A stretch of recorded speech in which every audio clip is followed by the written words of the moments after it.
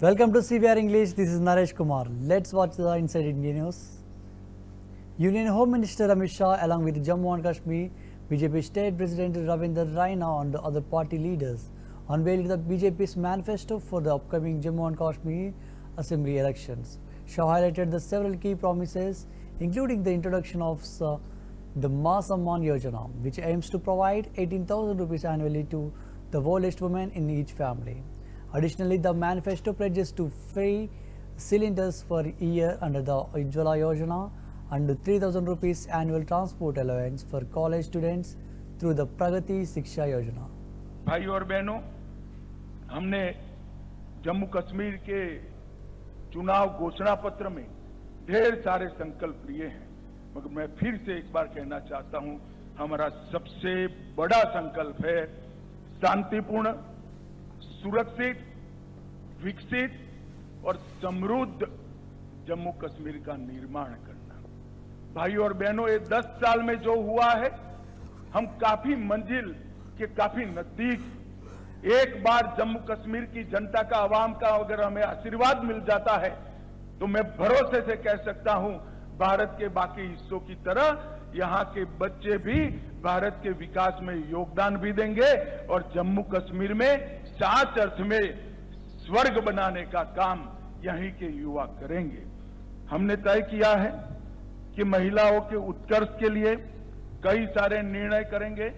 हम मां सम्मान योजना के तहत सबसे वरिष्ठ माता को, घर में एक वरिष्ठ महिला को, बहन को प्रतिवर्ष 18,000 रुपये की सहायता उनके जीवन यापन के लिए देंगे। महिला स्वयं सहायता समूहों के लिए अब तक के बैंक ऋण को हम सहायता देकर माफ करने की योजना करेंगे। उज्ज्वला के सारे लाभार्थियों को 2 LPG सिलेंडर हम मुफ्त देंगे। जम्मू और कश्मीर में पंडित प्रेमनाथ डोगरा रोजगार योजना के तहत 5 लाख रोजगार के अवसर पैदा करेंगे। प्रगति शिक्षा योजना के तहत प्रतिवर्ष डीबीटी के माध्यम से कॉलेज के विद्यार्थियों को 3,000 रुपया ट्रैवलिंग अलाउंस देंगे। जम्मू और कश्मीर के युवाओं को JKPSC और UPSC की प्रतियोगी परीक्षा में सक्षम बनाने के लिए 2 वर्षों के लिए 10,000 तक की कोचिंग फी का रीएम्बर्समेंट करेंगे। परीक्षा केंद्रों तक ट्रैवल कॉस्ट को हम रीएम्बर्स करेंगे। दूर दराज के क्षेत्रों में उच्चतर माध्यमिक कक्षाओं को जो छात्र छात्राएं हैं, जिसका सबसे बड़ा फायदा पीर पंजाल की और दोनों और पहाड़ी क्षेत्र में रहने वाले लोगों को होने वाला है, उनको हम टैबलेट और लैपटॉप प्रदान करेंगे। जम्मू कश्मीर की अर्थव्यवस्था के विकास के लिए 3 दिन पहलगांव भी जाकर रहेगा और वो जो वहां जो 7 बड़ी किश्तवाड़ में आयुष हर्बल पार्क और इसके साथ साथ तवी रिवर फ्रंट को हम विश्व स्तर का बनाकर जम्मू के पर्यटन को भी बढ़ावा देंगे। रंजीत सागर बांध में झील विकास प्राधिकरण बनाकर रंजीत सागर बांध को भी पर्यटन का क्षेत्र बनाएंगे।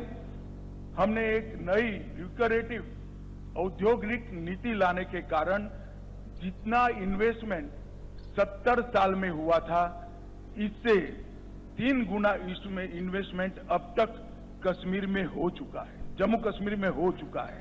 हम इसको आगे बढ़ाएंगे और जम्मू कश्मीर की 7,000 औद्योगिक नीति आने की पहले की जो मौजूदा इकाइयां हैं, उनके लिए, उनकी समस्याओं के समाधान के लिए एक आकर्षक पैकेज लाकर बंद पड़ी सारी इकाइयां फिर से उत्पादन करती हो, इस प्रकार का हम एक पैकेज लेकर आएंगे। बाजारों और कॉमर्शियल कॉम्प्लेक्स पर काम कर रहे छोटे व्यापारियों और दुकानदारों के लिए लीज डीड सालों से इसका नियमितीकरण नहीं हुआ है, हम उसको रेगुलराइज करने का काम करेंगे। अटल आवास योजना में भूमिहीन के लिए 5 मरला भूमि। भाइयों और बहनों, Following a press conference held by a family of Kolkata doctor, BJP MP Sambit Patra raised significant concerns about the West Bengal police actions. Patra highlighted the questions posed by the victim's father, particularly regarding an alleged attempt by DC North to offer money to the victim's family, which was reportedly declined. Patra questioned the integrity of the administration, suggesting that such actions indicated an effort to conceal something.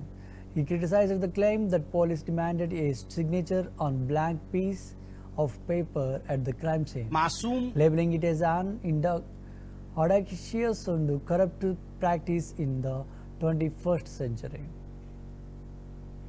वो इसलिए आवश्यक है क्योंकि वह एक ऐसा पिता है जिसको न्याय नहीं मिला है। वह एक ऐसा परिवार है जो आज कहीं न कहीं अपने आप को पीछे छूटा हुआ महसूस कर रहा है, जिसके मन में आक्रोश है, जिसके मन में डर है, जिसके मन में अपने बच्ची के प्रति, अपने बेटी के प्रति संवेदना है, और इन संवेदनाओं के साथ इन प्रश्नों को उनके पिताजी ने रखा है। मैं एक एक करके उन प्रश्नों को रखूंगा और मैं खुद और हमारी पार्टी भी और देशवासी भी इन प्रश्नों का जवाब चाहते हैं, क्योंकि इस जघन्य कांड में यह प्रश्न एक बहुत महत्वपूर्ण रोल अदा करते हैं या एक बहुत महत्वपूर्ण कार्य अदा करते हैं। These questions that the father of the victim have laid in front of the nation today, these questions are of paramount importance, because on the foundation of the question is based the investigation and the outcome of the investigation. Question number 1, पहला प्रश्न। और पिता पूछते हैं कि जब मेरी बेटी की बॉडी वहां हमारे घर में रखी हुई थी, उस समय डीसी, डिस्ट्रिक्ट कलेक्टर नॉर्थ, उन्होंने मुझे एक कोने में बुलाया और कोने में ले जाकर मुझे कुछ पैसे देने की कोशिश की। मैंने इनकार कर दिया कि मुझे पैसे नहीं चाहिए। आप सोचिए पिता की मानसिक हालत, आप सोचिए पिता के ऊपर क्या गुजर रही होगी जिस समय बेटी की लाश, और वह भी इस हालत में, आफ्टर द ब्रूटल मर्डर, वो रिकॉन्साइल भी नहीं कर पाए होंगे, वो अपने आप के साथ भी समझौता नहीं कर पाए होंगे, वो समझ नहीं पाए होंगे कि मेरी बेटी के साथ आखिर क्या हुआ है। और उस समय जब शव उनके घर में रखा हुआ, JKNC Vice President Omar Abdullah addressed voters in Ganderbal, referring to the upcoming polls in the valley as strange. This is a strange election. I knew that the leaders in Delhi never liked me, but now I have realized that they hate me. When I contested the election from the Baramulla constituency, a candidate who was behind bars filed the nomination against me. He recorded an audio clip and circulated it. Maybe it was my bad luck that I was defeated by him. I did not see any conspiracy in it, however. For the last 2 days, it seems like a conspiracy to me. I don't understand how those behind bars file nominations only against me, said Omar Abdullah. ये बड़ा अजीब election है। मुझे पता था कि दिल्ली के जो हमारे लीडरान हैं वो मुझे पसंद नहीं करते, लेकिन इतना ज्यादा वो मुझसे नफरत करते हैं या मुझे पसंद नहीं करते, इसका अब मुझे एहसास हो गया है। पिछले दिनों जब मैंने बारामुल्ला से इलेक्शन लड़ा, जेल से एक उम्मीदवार खड़ा हुआ, मेरे खिलाफ कागज भरे, फिर मोबाइल फोन से अपनी आवाज रिकॉर्ड की, जगह जगह पहुंचाया।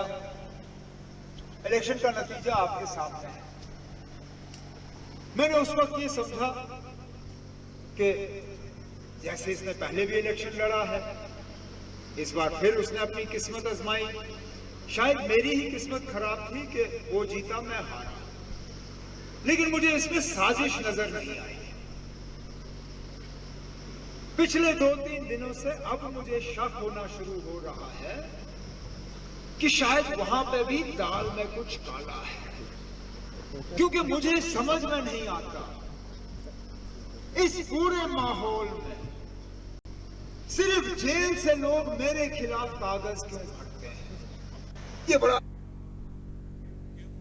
Gujarat Chief Minister Bhupendra Patel participated virtually in the launch event of the Jal Sanjay Jan Bhagirath Yojana. Prime Minister Narendra Modi also addressed the event, providing insights into the key initiative. During the event, CM Patel spoke to the audience, elaborating on the objectives and significance of the Jal Sanjay Jan Bhagirath initiative.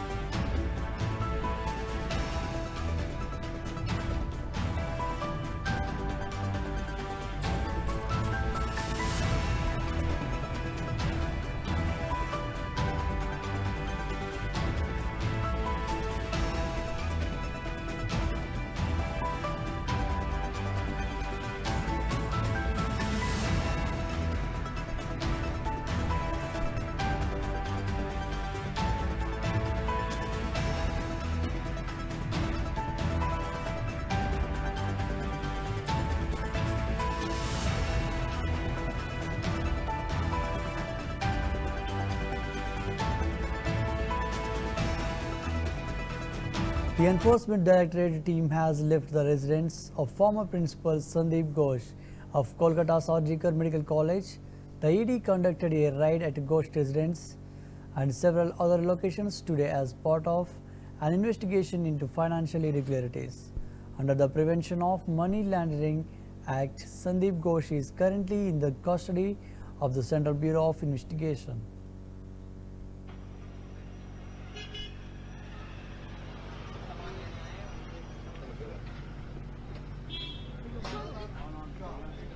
RG Kar দুর্নীতিকাণ্ডের পর সন্দীপ ঘোষের বাড়িতে CBI এসেছিল আজ 9.5 ঘন্টা পর ED অফিসাররা বেরিয়ে গেলেন সন্দীপ ঘোষের বাড়ি থেকে। আর্জিকর কাণ্ডের সিবিআই রাতে 6:30 নাগাদ ইডি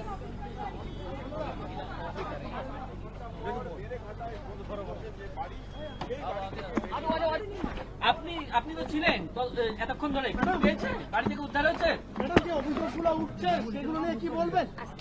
ম্যাডাম কিছু বলার আছে? ম্যাডাম ম্যাডাম ম্যাডাম কিছু বলবেন? কিছু বলবেন? সন্দীপ বাবুর বিরুদ্ধে এত অভিযোগ, চিকিৎসক মঙ্গল পুরো সরব হয়েছিলেন তার বিরুদ্ধে, আপনি বলছেন উনি কিছু করেননি।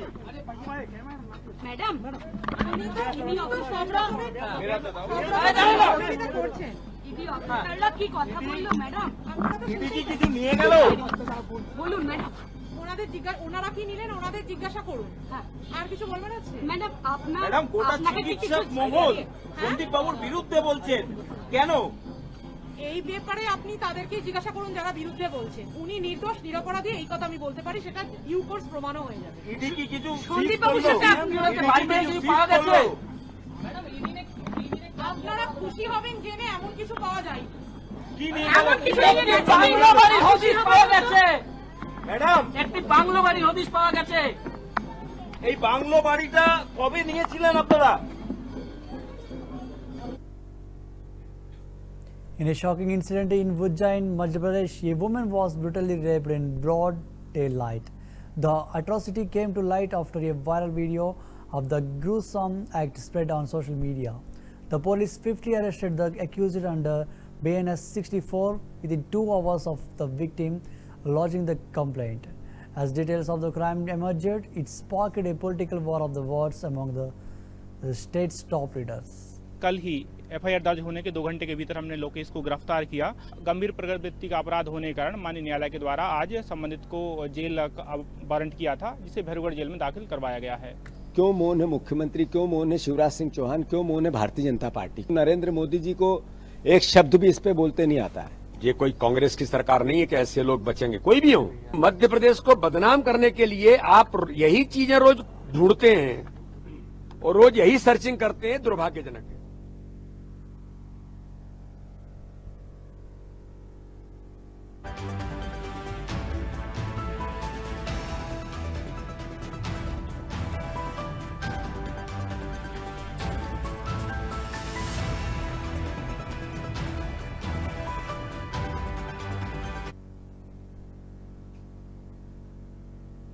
थाना कोतवाली क्षेत्र में कल दोपहर लगभग 3:30 बजे एक महिला थाने पर आके रिपोर्ट करती है कि हमारे साथ में दुष्कर्म की घटना कारित हो गई है।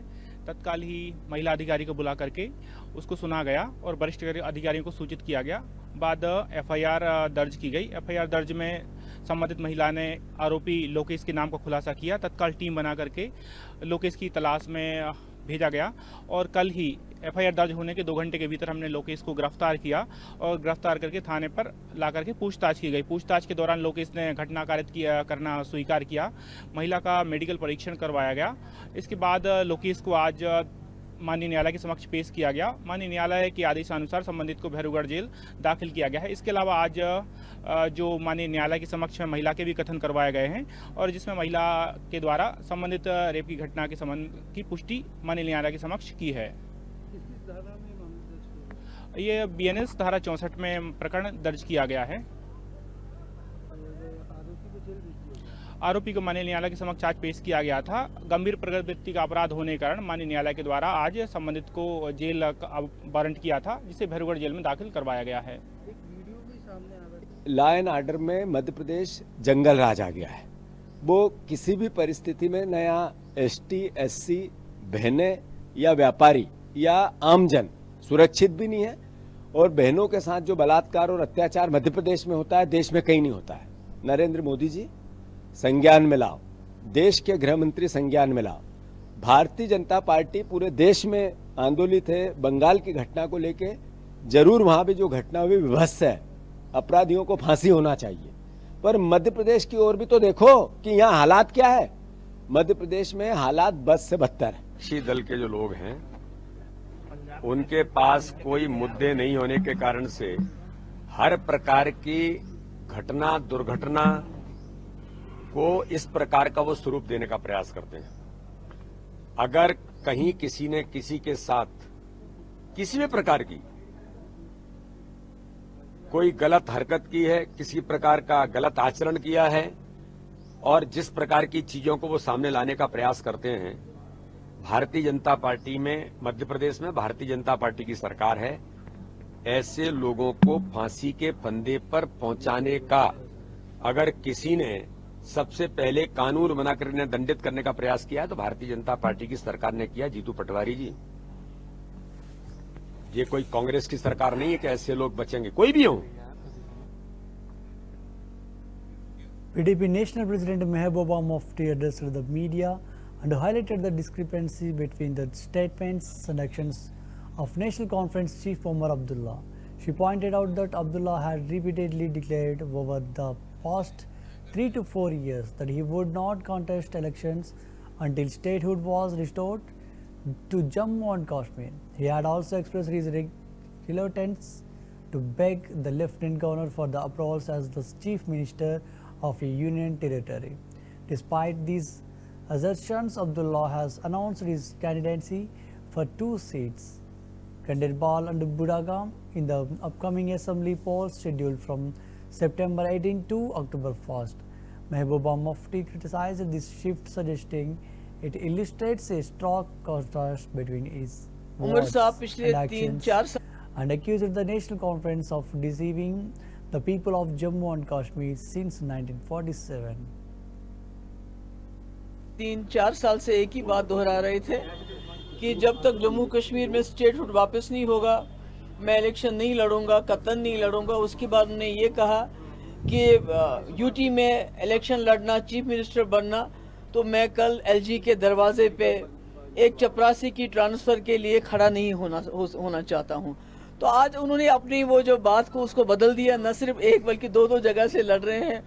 तो इससे अंदाजा होना चाहिए कि इनके कॉल और फैल में कितना फर्क है, जो कहते हैं और करते क्या हैं। और यही इन्होंने जम्मू कश्मीर के साथ 1947 से किया है। उमर साहब, Aam Aadmi Party leader Rajendra Pal Gautam has joined the Indian National Congress. Let us tell you that Rajendra Pal Gautam has also been a minister in the Aam Aadmi Party government of Delhi.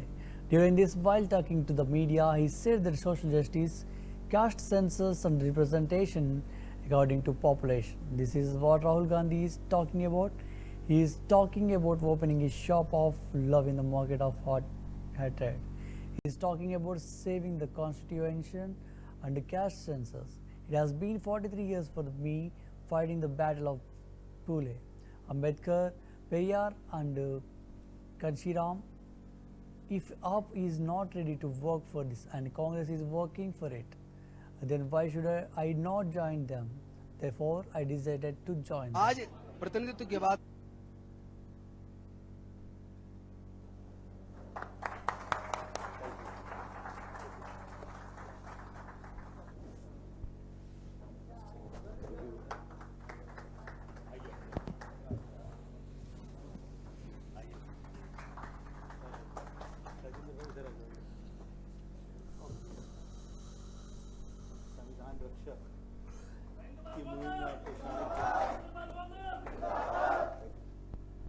कार्यक्रम को आगे बढ़ाते हुए कांग्रेस की तरफ क्या सोच के आपने रुख किया है, क्या एक्सपेक्टेशन आगे की राजनीति? एक ही चीज है, सामाजिक न्याय, जाति जनगणना, जिसकी जितने संख्या बारी उसकी उतनी हिस्सेदारी।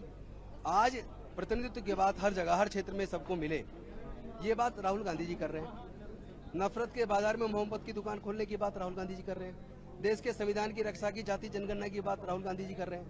तो जब सबकी हिस्सेदारी भागीदारी की लड़ाई जो फूले, साहू, अम्बेडकर, पेरियार, मानव और कांसीराम साहब ने लड़ी, और उसी लड़ाई को लड़ते हुए मुझे 43 साल हो गए, तो मेरा जो प्रतिनिधित्व की लड़ाई है, मेरी जो सामाजिक न्याय की लड़ाई है, आज अगर उसको मेरी अपनी पार्टी आम आदमी पार्टी तैयार नहीं है उसके लिए काम करने के लिए, और उसके लिए कांग्रेस कर रही है, राहुल गांधी जी कर रहे हैं, खड़गे जी कर रहे हैं, तो मुझे क्यों उनका साथ नहीं देना चाहिए? तो मेरे मन ने कहा कि नहीं, अब बहुत हो चुका, मुझे इस लड़ाई में उनका साथ देना पड़ेगा।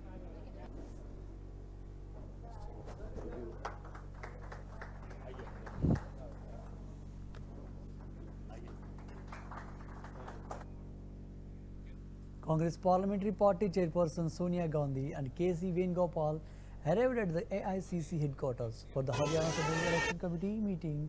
Their presence marked the start of crucial discussion and planning for the upcoming elections in Haryana.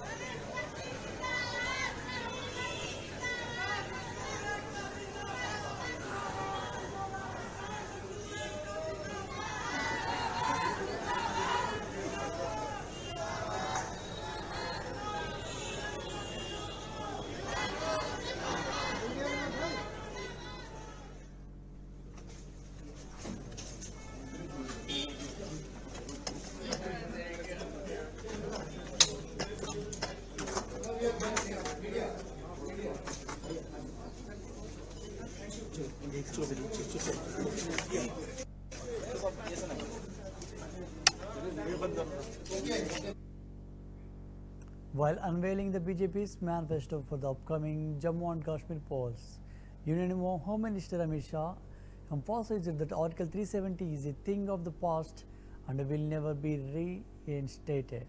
He also criticized National Conference Vice President Umar Abdullah, asserting that he would not allow any changes to reservations for the Gujar and Bakarwal ethnic groups regardless of the election results.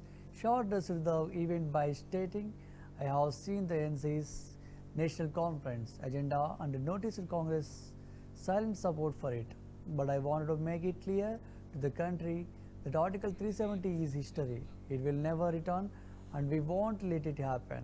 Article 370 was a provision that armed the youth with weapons and stones." उतारने का काम किया है।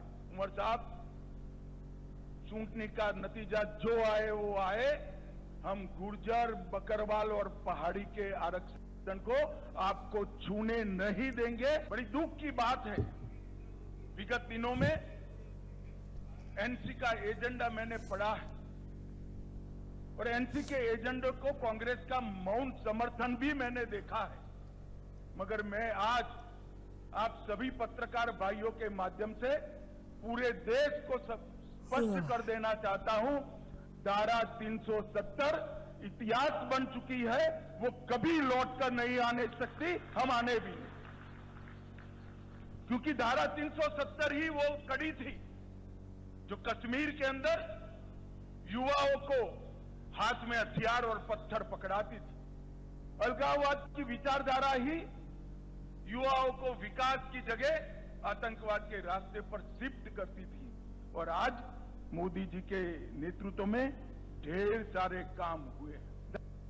धारा 370 के कारण यहाँ reservation संभव नहीं हो पाता था, महिलाओं को अन्याय होता था, दलित भाइयों को अन्याय होता था, ट्राइबल्स को अन्याय होता था।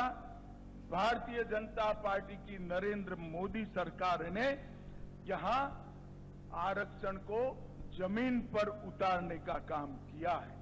आज एससी वर्ग का भी आरक्षण हुआ है, आर्थिक रूप से कमजोर वर्ग का 10% आरक्षण हुआ है, ओबीसी का आरक्षण बढ़ाया गया है, गुर्जर, बकरवाल और पहाड़ियों को सालों से जो आरक्षण नहीं मिलता था उसको आरक्षण देने की शुरुआत Narendra Modi ji. A significant protest erupted in Shimla, Himachal Pradesh, over the construction of a mosque in Shanjali market. The demonstrators who protested peacefully demanded the demolition of the mosque, alleging that its construction was illegal and that it housed illegal immigrants. In response to the public concerns, PWD Minister Vikramaditya Singh stated that if the building is found to be illegal, appropriate action would be taken. Despite the ongoing protests and the controversies, namaz was offered at the mosque on the Friday. During the prayers, the namazis appealed to the community to maintain peace and harmony in the state. शांति बनाए रखें क्या आप? शांति शांति ऊपर वाला शांति रखे मेरा पास सबका भला, सब मिलजुल के रहें आराम से। दुआ तो यही कि हम प्यार से रहें, बाकी क्या है। बाकी आज तो कम लोग आए नमाज में, इस वजह से लोगों की वजह से डर गए। बाकी प्रशासन ने हमारा बिल्कुल सही हो गया। कितने लोग आए थे?